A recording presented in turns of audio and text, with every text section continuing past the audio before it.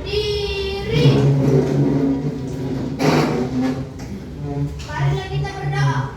Bismillahirrahmanirrahim.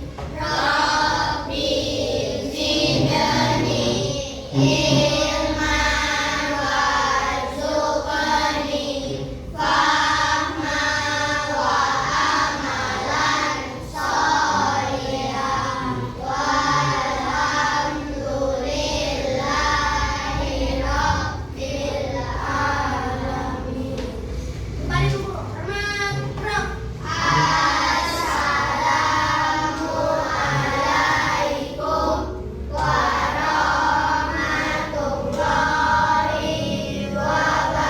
wabarakatuh. Waalaikumsalam warahmatullahi wabarakatuh. Oke nak, masih ingat gak materi minggu lalu tentang apa? Pancasila. Tentang apa nak? Iya, bagus, penerapan Pancasila. Nah, hari ini kita akan belajar tentang IPAS, ya, mengenai bagian-bagian. Kita sebelum pembelajaran biar lebih semangat kita ice breaking dulu. Tepuk semangat.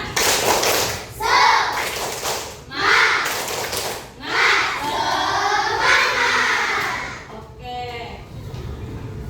Nah, hari ini kita akan memulai pembelajaran kita mengenai bagian tumbuh-tumbuhan, ya. Tahukah kamu tumbuhan?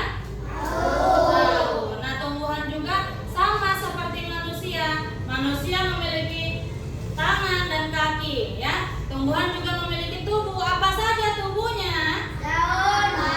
Iya, ada akar. Apa lagi? Batang. Apa lagi? Daun.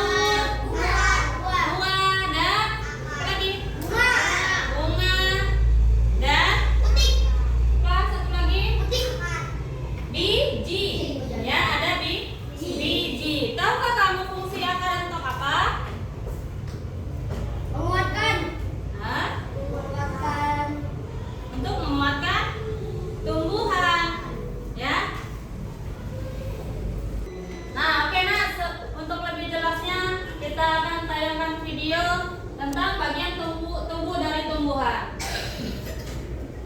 Tadi, coba kalian perhatikan ada pohon yang sangat besar. Pohon tersebut memiliki bunga dan juga ada buahnya yang sepertinya sangat lezat untuk dimakan. Namun, apakah kalian tahu mengapa tumbuhan dapat berdiri dengan tegak dan juga dapat berbunga dan berbuah? Ibaratnya, tumbuhan itu seperti manusia yang memiliki tangan dan kaki. Setiap anggota tubuhnya memiliki peran masing-masing yang bertujuan untuk memenuhi kebutuhan untuk bertahan hidup. Nah, untuk mengetahui bagian-bagian tumbuhan beserta fungsinya, yuk kita simak video pembelajaran berikut ini. Hei, lihatlah, hujan datang dengan derasnya. Namun pohon itu tetap berdiri dengan tegak. Meskipun tumbuhan terkena hempasan angin, hujan, bahkan terkadang hewan ataupun kita, manusia, memanjat pohon tersebut, namun pohon tersebut tetap berdiri dengan tegak. Tumbuhan dapat berdiri dengan tegak karena memiliki akar. Akar berfungsi sebagai Oke, ini adalah gambar akar. Fungsinya sebagai apa?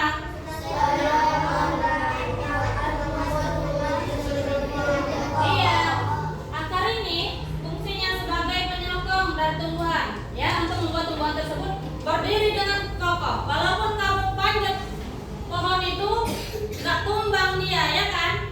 Tetap dia bertahan. Walaupun kita gendut yang naik, tetap dia bertahan. Setelah itu apa fungsinya?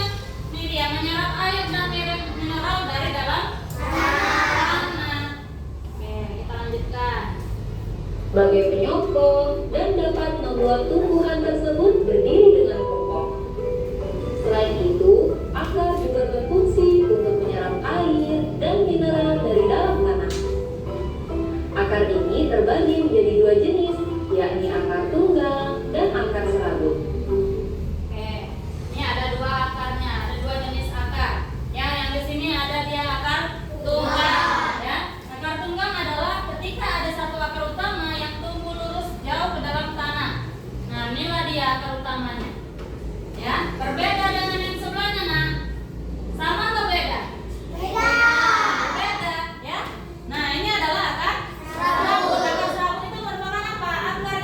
menyusul.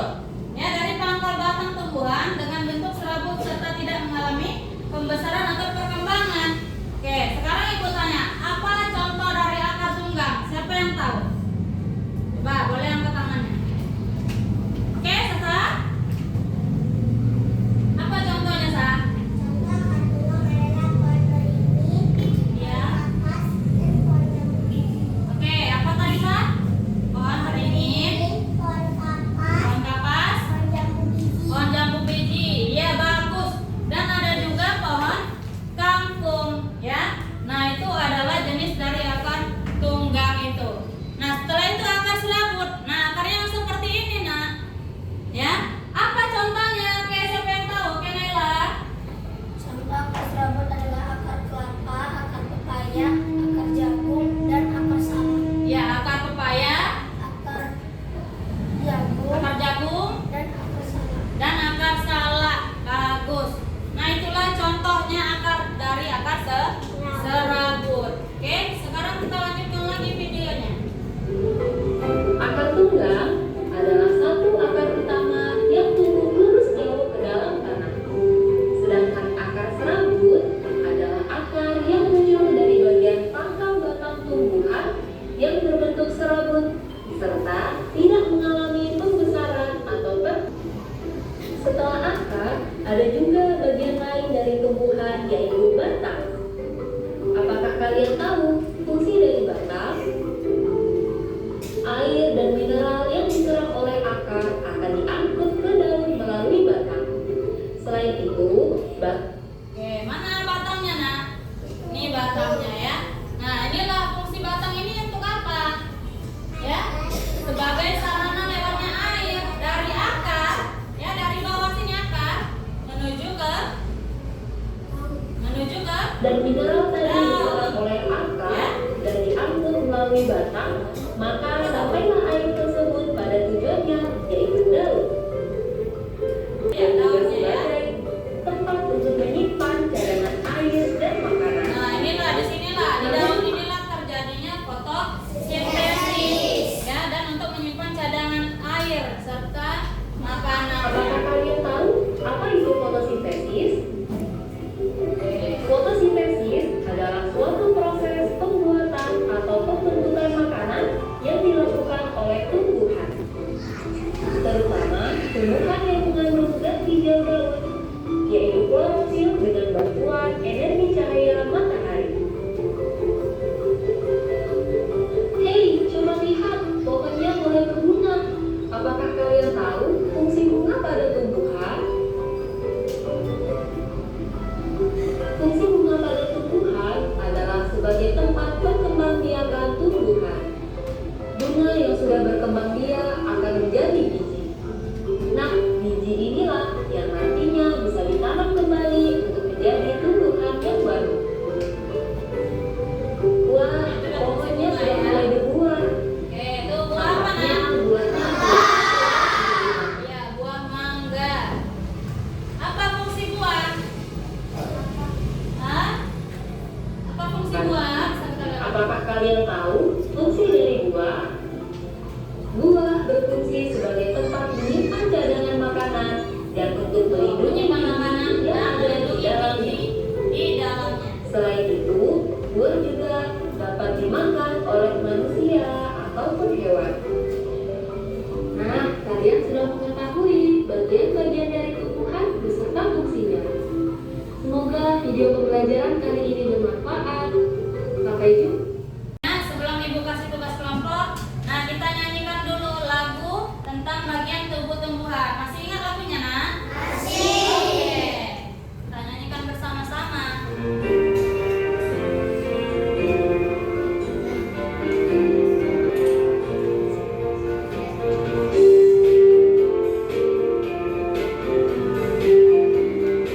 Oke, ya.